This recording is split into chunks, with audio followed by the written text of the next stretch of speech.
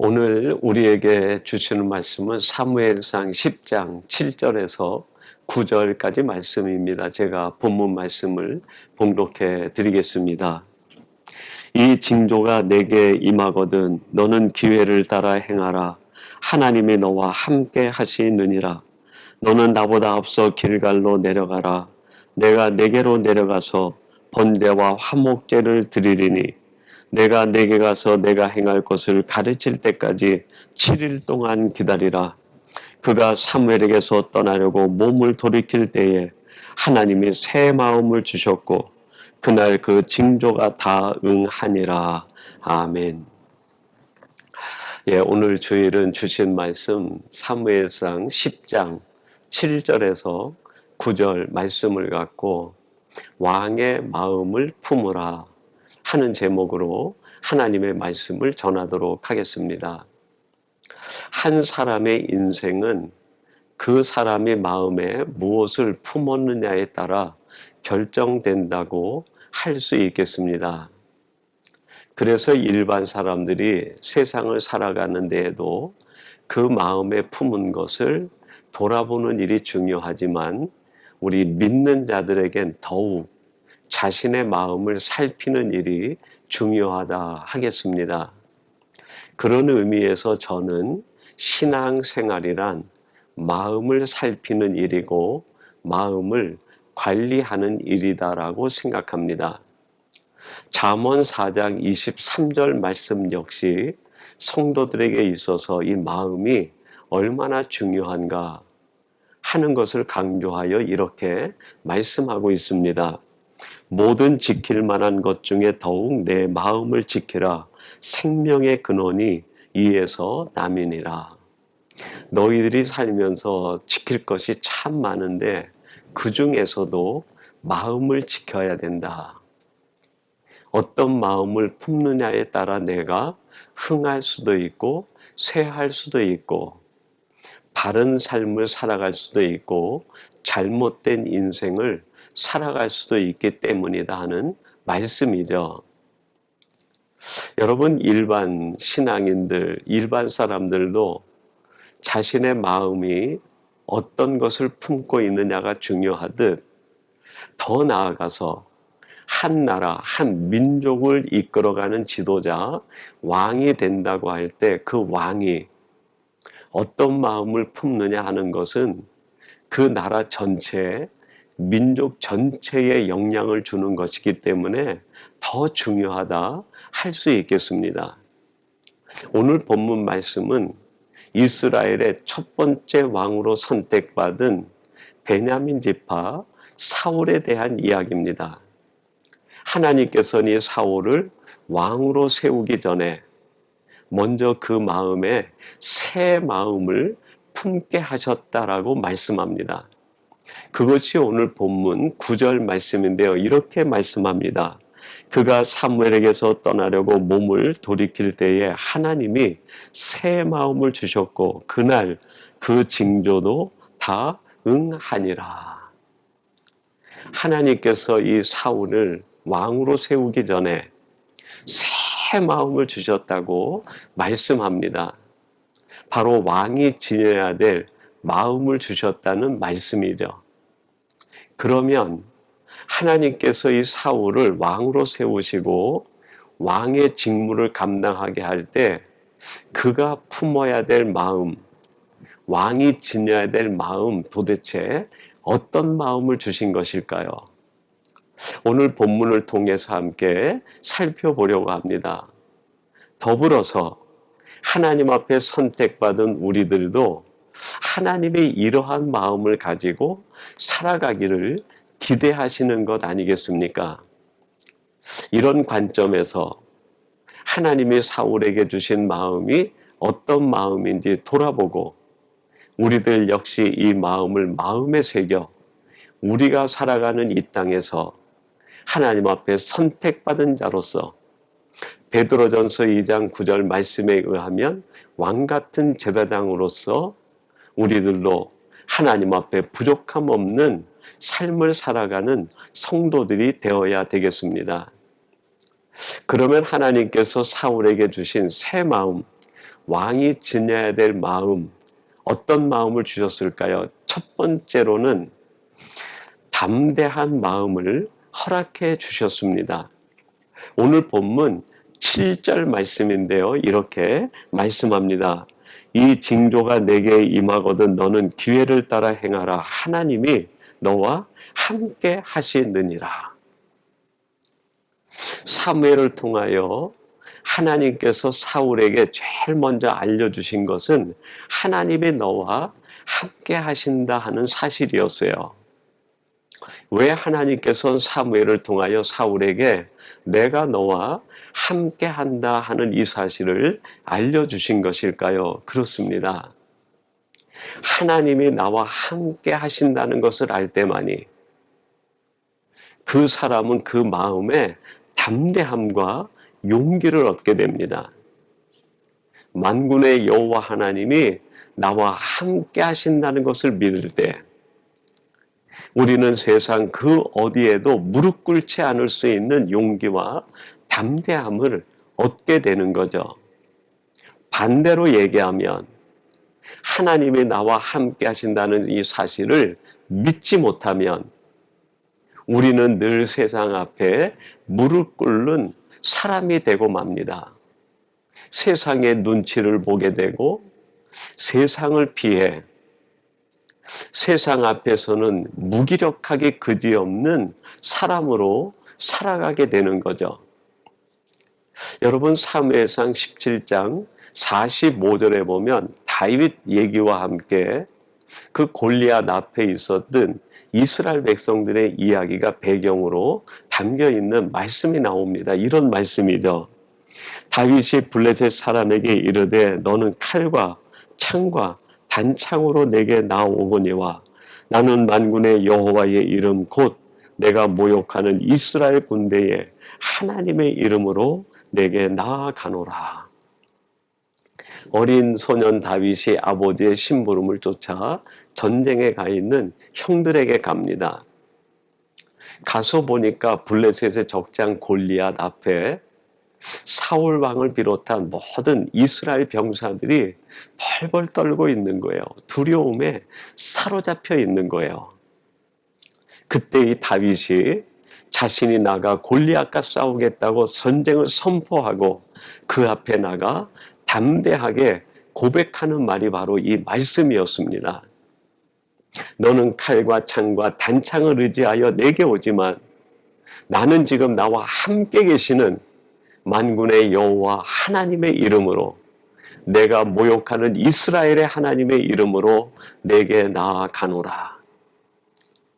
여러분이 다윗의 용기, 담대함이 어디에서 비롯된 것입니까? 그렇습니다. 만군의 여호와 하나님이 지금 나와 함께 하신다고 하는 이 믿음에서 다윗의 용기와 담대함이 있었고 비롯된 것입니다. 반면에 이스라엘 백성들이 골리앗 앞에서 벌벌 떨고 있었던 까닭이 뭡니까? 바로 하나님이 나와 함께 하신다는 이 사실을 믿지 못하고 그들은 불신 가운데 빠져 두려움에 사로잡힌 것만 것이죠. 여러분, 애석한 일은 이스라엘 백성들에게 용기를 주어야 될 사울 왕마저 골리앗 앞에서 두려움에 떨고 있었습니다. 하나님이 그에게 처음 주셨던 내가 너와 함께 한다고 하는 이 믿음을 잃어버렸기 때문이죠.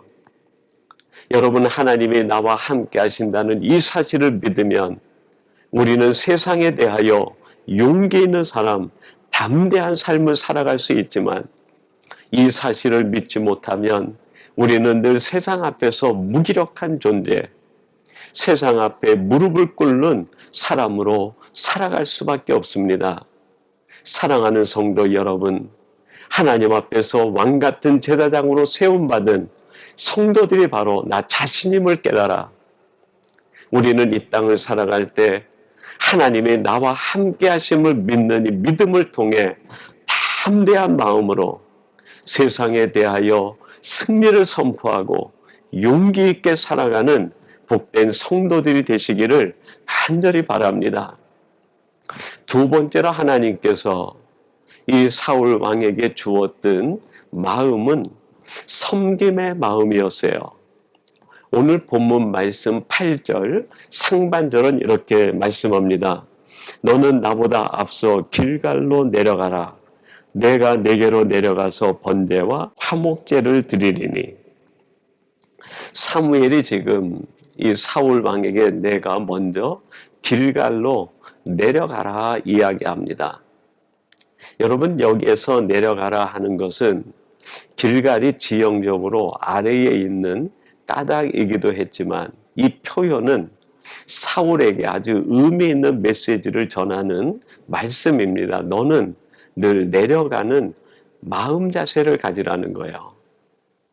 여러분, 우리의 마음이 내려간다는 뜻이 뭡니까? 낮아지는 것이고 겸손의 마음을 뜻하는 것이고 섬김의 마음을 가지라는 것이죠.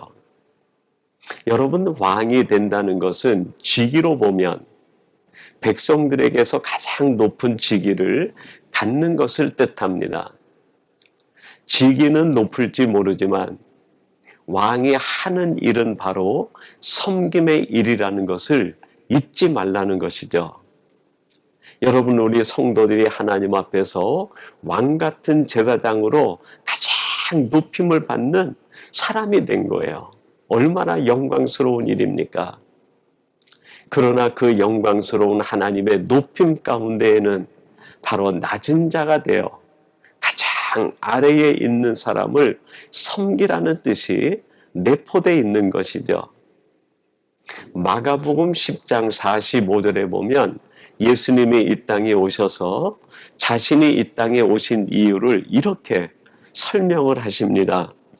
인자가 온 것은 섬김을 받으려 함이 아니라 도리어 섬기려 하고 자기 목숨을 많은 사람의 대속물로 주려 함이니라. 제자들과 무리들에게 예수님께서 말씀하십니다. 내가 이 땅에 온 것은 섬김을 받기 위해 온 것이 아니라 도리어 섬기려 내가 왔다라고 말씀하십니다. 여러분, 만왕의 왕이시오 가장 높으신 하나님의 본체인 그분이 인간의 몸을 입고 이 땅에 오신 것은 사람들로부터 섬김을 받기 위해서가 아니라 섬겨주시기 위하여 이 땅에 오셨다고 말씀하십니다. 그래서 예수님은 이 땅에 계시는 동안에 만왕의 왕으로서 약한 자들을 섬기고 병든 자들을 섬기시고 상처 입고 고통받은 자들을 끝없이 섬기시는 섬김의 삶을 사시다가 마지막엔 십자가 위에서 우리의 모든 죄를 대속하기 위한 대속물로 섬기기 위해 십자가의 제물로 죽임을 당하셨습니다. 왕이신 예수님의 삶은 평생 섬김의 삶이었습니다. 이것을 위하여 예수님은 늘 섬김의 마음을 가지고 살아가신 겁니다. 요한복음 13장에서 제자들의 발을 다 닦아주신 뒤에 제자들에게 뭐라고 말씀하십니까? 내가 너희들에게 본을 보인 것 같이 너희들도 이와 같이 행하라 말씀하셨어요. 즉 섬김의 마음을 갖고 섬김의 사람으로 살아가라는 것이죠. 사랑하는 성도 여러분, 하나님께서 우리를 택하사 왕같은 제사장으로 세워주시고 하나님의 가장 존귀한 영광의 자리로 우리를 올려주셨습니다. 그것은 우리가 세상에서 교만에 빠져 살아가라는 뜻이 아니라 이제는 너희들이 예수님처럼 가장 낮은 자리에 임하여 섬김의 삶을 사는 섬김의 사람이 되라는 뜻이었습니다. 약한 자를 섬기고 병든 자를 섬기고 상처 입고 고통받는 자를 섬기는 일, 그것이 바로 왕같은 제사장, 하나님의 자녀로 불림받은 우리들이 감당해야 될 일이고 목이라는 뜻입니다. 오늘 이 말씀을 나누는 사랑하는 성도 여러분, 여러분 마음속에 하나님께서 왕이 지녀야 될 두 번째 마음인 섬김의 마음이 충만하여 여러분이 있는 삶의 자리에서 모든 사람들을 섬기는 진정한 왕이 되기를 주님의 이름으로 축원합니다. 그리고 마지막 세 번째로 하나님께서 이 사울에게 주신 그 마음은 순종의 마음이었어요. 오늘 본문 8절 하반절 마지막 말씀입니다. 이렇게 기록합니다. 내가 내게 가서 내가 행할 것을 가르칠 때까지 7일 동안 기다리라. 사무엘이 사울에게 이제 너는 길갈로 내려가서 내가 너에게 내려가 너에게 행할 것을 가르칠 때까지 7일 동안 기다리라 라고 명령합니다. 여러분이 기다린다라는 것은 다른 표현을 쓴다고 하면 순종하라 라는 뜻이죠. 기다린다는 것은 순종한다는 겁니다. 내게 말씀하신 그분의 권위 앞에, 내게 주신 말씀 앞에, 내게 주신 그 약속을 믿고 기다린다는 것은 바로 그 말씀을 따라 순종한다는 것이고 그 권위에 순종한다는 것을 의미합니다. 특별히 오늘 8절 하반절은 7일 동안 기다리라 그랬어요. 7일. 여러분 성경이 말하는 7이라는 숫자는 완전수를 뜻합니다. 온전히 기다리고 완전히 순종하라 하는 뜻이죠.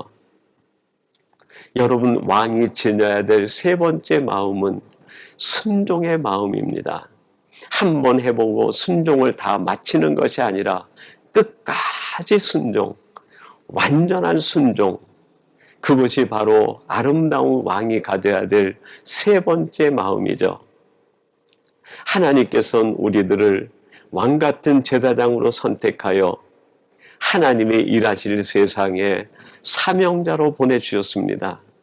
그 자리에서 우리들이 어떤 마음을 갖고 하나님이 허락하신 그 일을 감당하며 살아가야 될까요? 그렇습니다. 순종의 마음입니다. 온전히 기다리며 완전히 순종할 때 그 순종의 일을 통해 하나님의 역사가 드러나고 하나님의 뜻이 완성되어 가는 줄로 믿습니다. 여러분 하나님께서는 지혜로운 사람, 머리가 좋은 사람, 특출난 은사를 가진 사람이 아니라 진정한 순종의 사람을 하나님은 원하고 계십니다. 사무엘상 15장 22절에 이런 말씀이 나옵니다. 사무엘이 이르되 여호와께서 번제와 다른 제사를 그의 목소리를 청종하는 것을 좋아하심같이 좋아하시겠나이까. 순종이 제사보다 낫고 듣는 것이 수양의 기름보다 나으니. 하나님이 우리에게 원하시는 것은 많은 공적과 공로를 세우는 것이 아니라 하나님의 말씀에 완전한 순종의 삶을 사는 것, 그걸 원하신다는 겁니다. 사울이 왕이 되었을 때 아말렉 군대가 쳐들어옵니다.